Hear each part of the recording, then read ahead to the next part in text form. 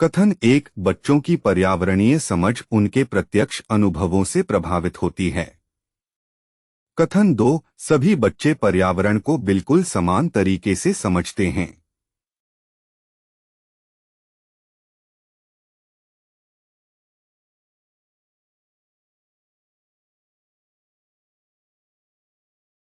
सही उत्तर है विकल्प ए, केवल कथन एक सही है। स्पष्टीकरण। बच्चों के अनुभव, सामाजिक परिवेश और पूर्व ज्ञान अलग अलग होते हैं, इसलिए उनकी पर्यावरणीय समझ भी अलग हो सकती है। कथन एक, अनुभव आधारित अधिगम में बच्चे केवल अनुभव प्राप्त करते हैं। कथन दो, अनुभव के बाद चिंतन और अर्थ निर्माण भी आवश्यक होता है।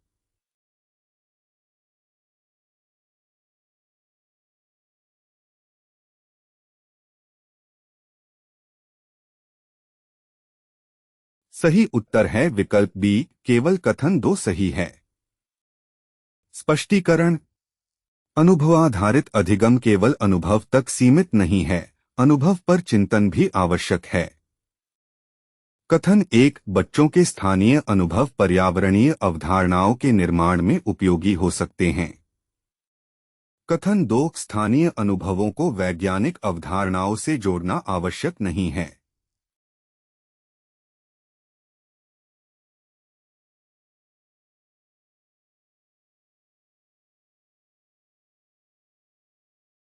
सही उत्तर है विकल्प ए, केवल कथन एक सही है। स्पष्टीकरण। स्थानीय अनुभवों को वैज्ञानिक अवधारणाओं से जोड़ने पर सीखना अधिक अर्थपूर्ण बनता है। कथन एक, पर्यावरणीय अवलोकन उद्देश्यपूर्ण होना चाहिए। कथन दो, बिना किसी उद्देश्य के किया गया प्रत्येक अवलोकन वैज्ञानिक सूचना प्रदान करता है।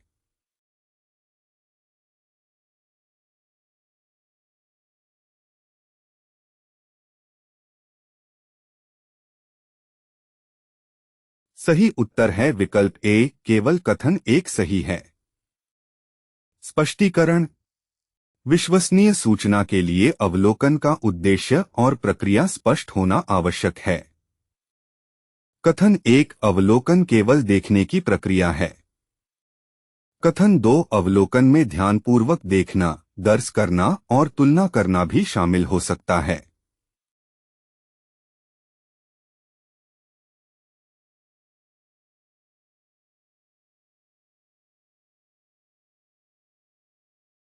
सही उत्तर है विकल्प बी, केवल कथन दो सही है। स्पष्टीकरण। अवलोकन एक व्यवस्थित प्रक्रिया है जिसमें जानकारी का अभिलेखन और विश्लेषण भी शामिल हो सकता है। कथन एक, पर्यावरणीय जानकारी का संग्रहण समस्या समाधान का एक महत्वपूर्ण चरण है। कथन दो, बिना पर्याप्त जानकारी के भी किसी पर्यावरणीय समस्या का समाधान हमेशा सही ढंग से किया जा सकता है।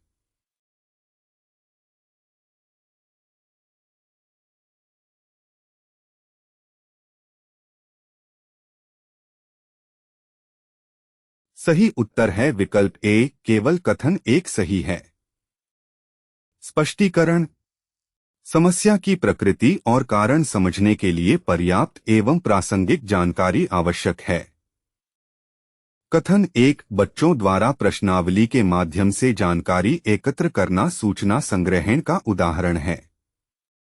कथन दो, प्रश्नावली में पूछे गए प्रश्नों की भाषा और स्पष्टता सूचना की गुणवत्ता को प्रभावित कर सकती है।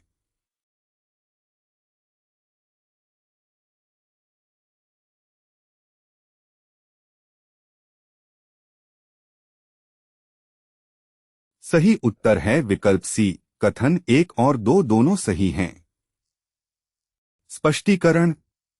प्रश्नावली सूचना संग्रह का साधन है और प्रश्नों की गुणवत्ता प्राप्त जानकारी को प्रभावित करती है। कथन एक, सभी एकत्रित सूचनाएं स्वतः विश्वसनीय होती हैं। कथन दो, सूचना के स्रोत और संग्रहण की प्रक्रिया की जांच आवश्यक है।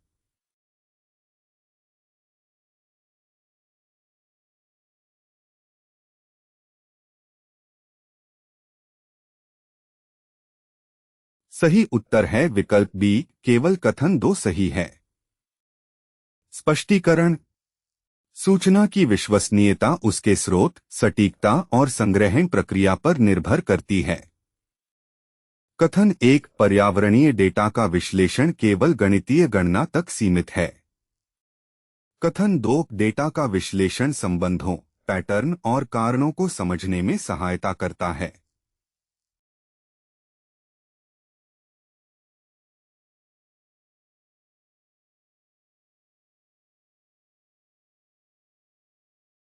सही उत्तर है विकल्प बी, केवल कथन दो सही है। स्पष्टीकरण। विश्लेषण में गणना के साथ पैटर्न और कारण परिणाम संबंधों को समझना भी शामिल है। कथन एक, बच्चों द्वारा आंकड़ों को तालिका या चार्ट में प्रस्तुत करना विश्लेषण में सहायक हो सकता है। कथन दो, दृश्य प्रस्तुतिकरण से आंकड़ों की तुलना आसान हो सकती है।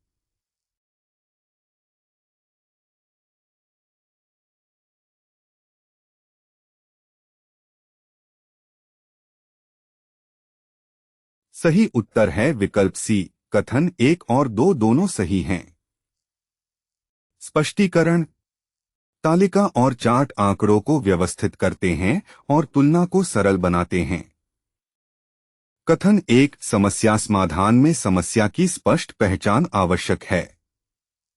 कथन दो, समस्या को गलत तरीके से परिभाषित करने पर समाधान भी अप्रभावी हो सकता है।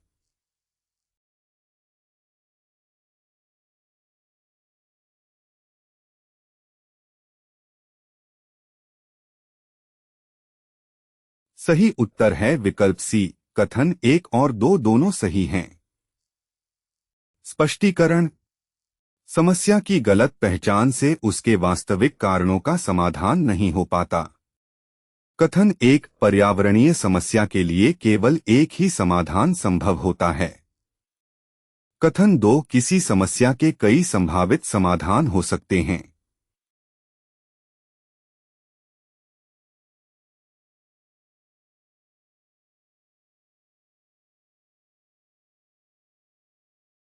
सही उत्तर है विकल्प बी, केवल कथन दो सही है। स्पष्टीकरण। जटिल पर्यावरणीय समस्याओं के लिए अनेक विकल्पों पर विचार किया जा सकता है। कथन एक, समस्या समाधान में समाधान के संभावित परिणामों का मूल्यांकन करना चाहिए। कथन दो, पहला दिखाई देने वाला समाधान हमेशा सर्वोत्तम होता है।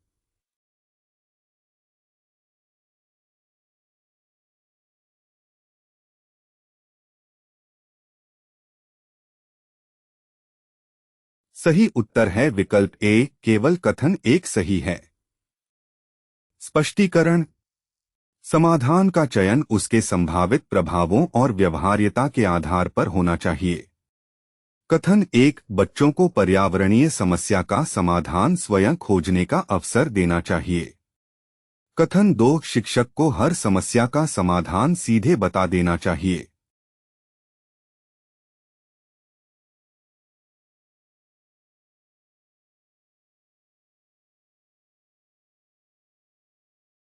सही उत्तर है विकल्प ए, केवल कथन एक सही है। स्पष्टीकरण। शिक्षक की भूमिका मार्गदर्शक की होनी चाहिए ताकि बच्चे स्वयं सोचकर समाधान खोजें। कथन एक, पर्यावरणीय अधिगम में शिक्षक की भूमिका केवल जानकारी देने वाले की होती है। कथन दो, शिक्षक बच्चों को प्रश्न पूछने और खोज करने के लिए प्रेरित कर सकता है।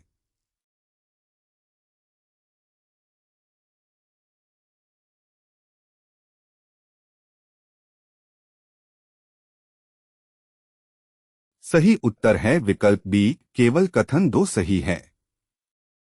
स्पष्टीकरण। आधुनिक पर्यावरण शिक्षा में शिक्षक मार्गदर्शक और सहायक की भूमिका निभाता है। कथन एक, बच्चों के पूर्व अनुभवों को पर्यावरण शिक्षण में शामिल किया जाना चाहिए। कथन दो, पूर्व अनुभवों में गलत धारणाएं होने की संभावना नहीं होती।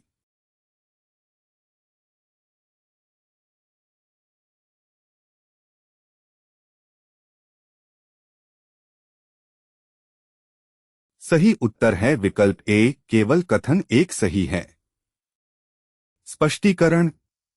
पूर्व अनुभव महत्वपूर्ण हैं, लेकिन उनमें गलत धारणाएं भी हो सकती हैं, जिन्हें चर्चा और अनुभव से सुधारा जा सकता है।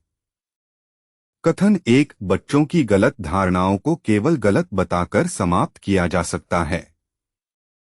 कथन दो, अनुभव और प्रमाण के आधार पर बच्चों को अपनी धारणाओं पर पुनर्विचार करने का अवसर देना चाहिए।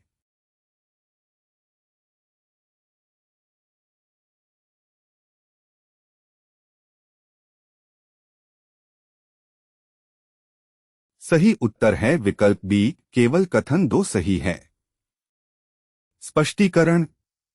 बच्चों की अवधारणात्मक समझ को अनुभव, चर्चा और प्रमाण के माध्यम से विकसित करना अधिक प्रभावी है। कथन एक, पर्यावरणीय समस्या समाधान में स्थानीय समुदाय का ज्ञान उपयोगी हो सकता है। कथन दो, स्थानीय ज्ञान हमेशा वैज्ञानिक ज्ञान का विरोधी होता है।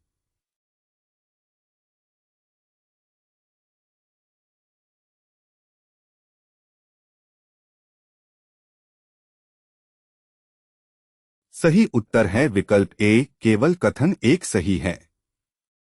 स्पष्टीकरण। स्थानीय ज्ञान और वैज्ञानिक ज्ञान को उचित संदर्भ में एक दूसरे का पूरक बनाया जा सकता है। कथन एक, बच्चों द्वारा स्थानीय जलस्रोत का अध्ययन केवल विज्ञान विषय से संबंधित है। कथन दो, जलस्रोत का अध्ययन सामाजिक, आर्थिक और पर्यावरणीय पहलुओं से भी जुड़ा हो सकता है।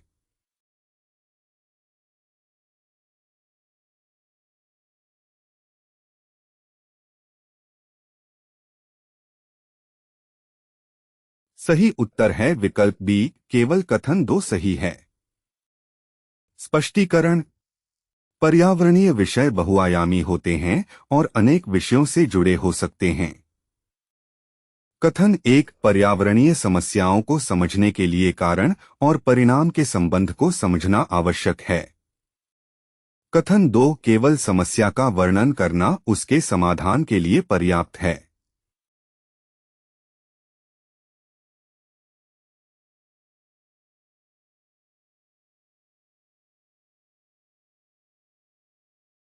सही उत्तर है विकल्प ए, केवल कथन एक सही है। स्पष्टीकरण। समाधान के लिए समस्या के कारणों और संभावित परिणामों को समझना आवश्यक है।